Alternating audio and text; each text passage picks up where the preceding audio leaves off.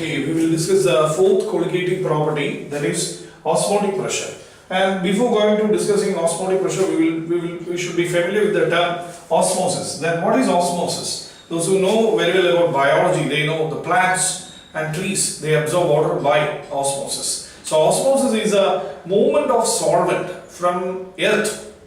Movement of solvent means movement of water from earth into the plant. Actually, plants absorb water from earth by this process. So there is a membrane in the roots. We call that membrane semi-permeable membrane. So we can define this osmosis as the movement of solvent from a region of higher concentration, of solvent into a solution where the concentration of solvent is low, through a semi-permeable membrane.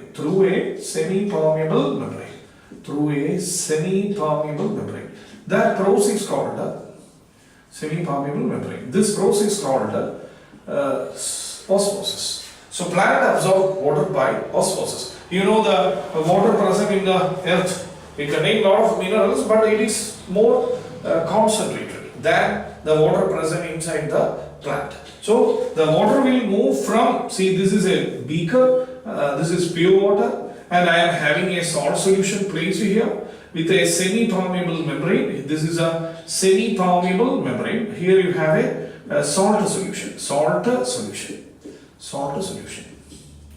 this is a semi-permeable membrane. And the water will move from beaker into the funnel through the semi-permeable membrane, and the level of the solution inside the funnel will increase. And this process is called osmosis. So osmosis is a movement of solvent from a region of higher concentration of solvent into a solution where the concentration of solvent is low through a semi-permeable membrane. We call it osmosis. We can give another definition in terms of pressure also. Here the pressure is P0A and here the pressure is PA. So the pressure here, P0A is greater than PA, osmosis takes place. When the pressure is greater, pressure of the pure solvent is greater than that of the solution, osmosis takes place. When the pressure becomes equal, P0A equal PA, osmosis stops. And third one, if pressure is very high inside the solution, that is PA greater than P0A, reverse osmosis will take place. Reverse osmosis will take place. And by using this principle, reverse osmosis, you can convert seawater into pure water.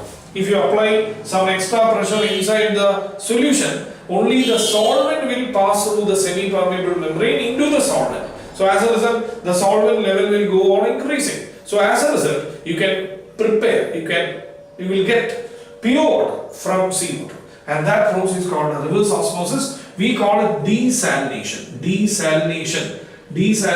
of seawater. So by this method, you can prepare pure water from seawater. So this is osmosis. Now you are having two definitions for osmosis. One is in terms of concentration, the movement of solvent from a region of higher concentration into a solution where the concentration of solvent is low through a semi-permeable membrane. Second one, the movement of solvent from a region of high vapor pressure into a solution. Solution is having low vapor pressure, that is PA, and the solvent is having high vapor pressure P0A. So P0A greater than PA, osmosis will take place. But when the equilibrium establishes between these two, there will be the vapor pressures become equal. Then osmosis stops. Suppose, imagine the vapor pressure of the solution is greater. If you apply some extra pressure in the solution and the pressure happens to be greater than that of the pure solvent, then the solvent will move towards the solvent region. That we will call reverse osmosis. And by reverse osmosis, we can prepare pure water from seawater. So this is called the osmosis. Then what is osmotic pressure? Osmotic pressure is the extra pressure you have to apply in the solution. The extra pressure you have to apply in the solution in order to prevent osmosis. Imagine here P0A is the value of P0A is 10 and the PA the value is 8. then you are going to apply a pressure of 2 in the solution side to prevent osmosis. That extra pressure you are applying in the solution known as osmotic pressure. The extra pressure applied on the solution in order to prevent the inflow of solvent or in order to prevent osmosis is known as osmotic pressure. Is known as osmotic pressure. So we will discuss a law about osmotic pressure. We have 2 laws about osmotic pressure. One is Van Hoff Boyle law. Van Hoff Boyle law. Van Hoff Boyle law. Van Hoff Boyle law. What is Van Hoff Boyle law? We will see. Osmotic pressure of a solution, osmotic pressure of a solution given by the letter pi is inversely proportional to volume of solution. Inversely proportional to volume of solution at a constant temperature. Constant temperature. Or we can write pi inversely proportional to V at a constant temperature. Or we can write pi V is equal to K. It is same as the Boyle's law we have seen in the streams of matter. The second one is Van Hoff law. Van Hoff law. Van Hoff law. So Van Hoff law states that osmotic pressure pi directly proportional to absolute temperature when volume of solution is constant. Volume is constant. So we can write pi proportional to T at a constant V. And combining these two laws with Avogadro's law, we have a relation. The relation is this: pi proportional n into T by V, or pi is equal to n into K into T by V, and K is a constant. Replaced by R. So the equation becomes pi is equal to n into R into T by V. We can write pi into V is equal to n into R into T.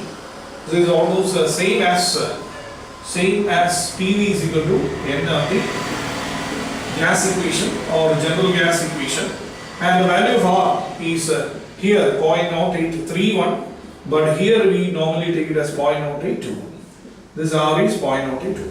So the equation is similar to that of gas equation. So we have the equation pi into V is equal to n into RT. So pi is equal to n by V into RT. Therefore n by V is called a molarity. Capital N. Capital N is called a molarity. So we can write pi is equal to m into RT. And temperature is a constant. We can say pi proportional to n. So pi is said to be a colligative property. Pi is osmotic pressure. Osmotic pressure is given by the letter pi. It is not 3.14. It is the pi here given is osmotic pressure. So the another expression for calculating the osmotic pressure and molecular weight, pi is equal to Nb divided by V into RT. This is the first expression. This is the same as this one, and you can substitute Nb. Nb is equal to Wb by Nb. So the equation becomes pi is equal to Wb into R into T divided by Nb into V. This is the expression for osmotic pressure.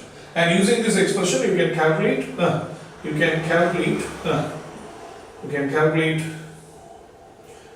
pi and Mb. Mb is molecular mass of solute.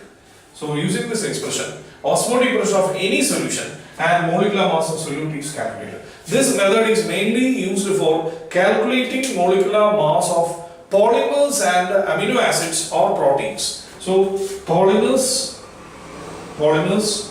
proteins or amino acids, their molecular mass normally calculated by this method, osmotic pressure method.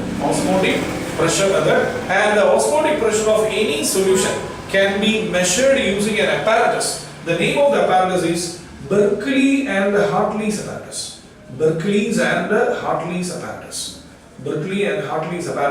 And using this apparatus, you can measure the osmotic pressure of any solution. And by using this method, you can measure the molecular mass of polymers and proteins or amino acids. Why? Because if you use any previous method for finding the molecular mass of polymers by heating, by cooling, there will be change in the molecular mass because breakage of polymers will take place, coagulation of protein will take place, and the molecular mass you are getting will not be accurate. But in this method, the molecular mass obtained will be accurate. So that is why osmotic pressure method is preferred for finding molecular mass of polymers, proteins and amino acids. So this is the last fourth colligative property.